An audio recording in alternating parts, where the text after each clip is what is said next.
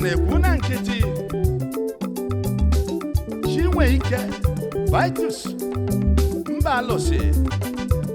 alias Osike one of Austria ebu provost anyị nọ onye ọma si osi Ihitukwa n'Imo Steeti wee bịa agbata obi onye bụ nwanne ya Chief Maxwell Ohakwe Ikemba one of Austria, the traditional prime minister onye ọma si Amaeke Inyisi Ikeduru local government n'Imo State ebu patron anyị nọ anyị wee na-eke n'odozi akụ ya nọ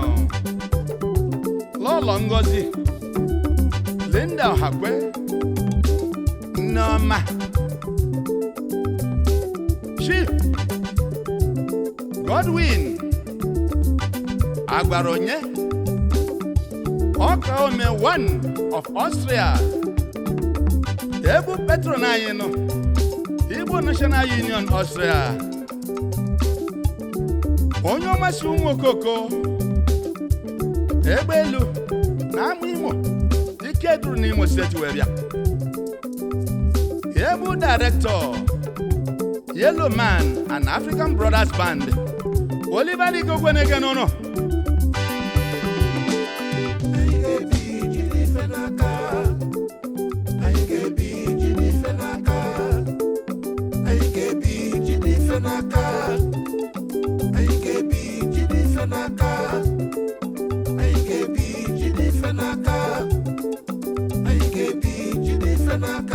anyị ga-ebinu Igbo National Union Austria onye biri benye biri anyị ga-ebi jiri ife n'aka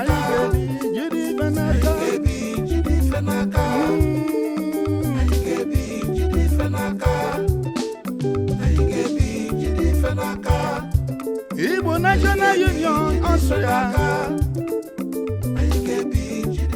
ha bụ ndị nwere ezigbo omume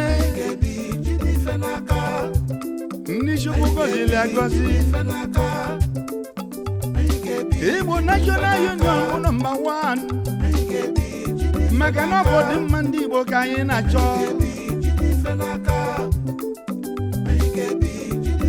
anyị ga-ebi jide ife n'aka n'ụwa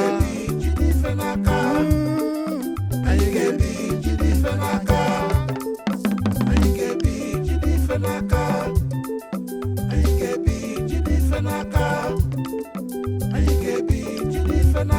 ụmụ Igbo ụmụnne Igbo National Union Austria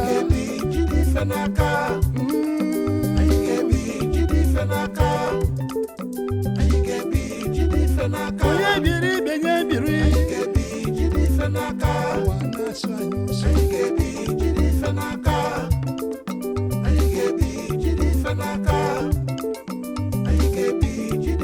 Chukwu gozie ụmụnne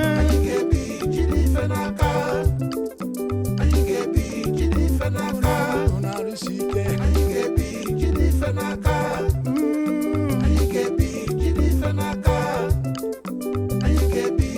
eze na-ebu ike anyị na ya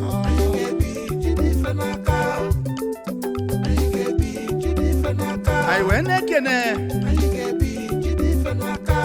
Joseph Atamechi Managing Director Sajo Motors ebu patron anyị nọ Igbo National Union Austria Chief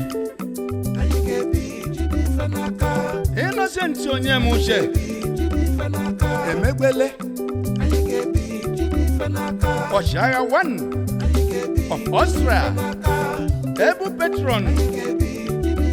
Igbo National Union anyị nọ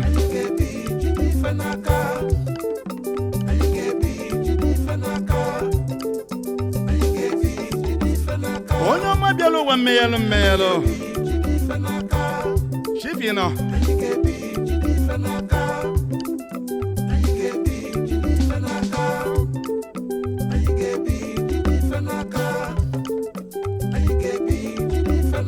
Managing Director Inopam Motors onye ọmasị awọ mama n'Imo Steeti wee bịa anyị wee na-ekene odozi aka ya nọ Lolo Pamela Agata Emegbele odozi aka dị ya Chief Ụba Ọgụnọ ebe Kwedike 1 of Orukwu Ebola Advisor Igbo National Union Austria Managing Director Uba Motors Limited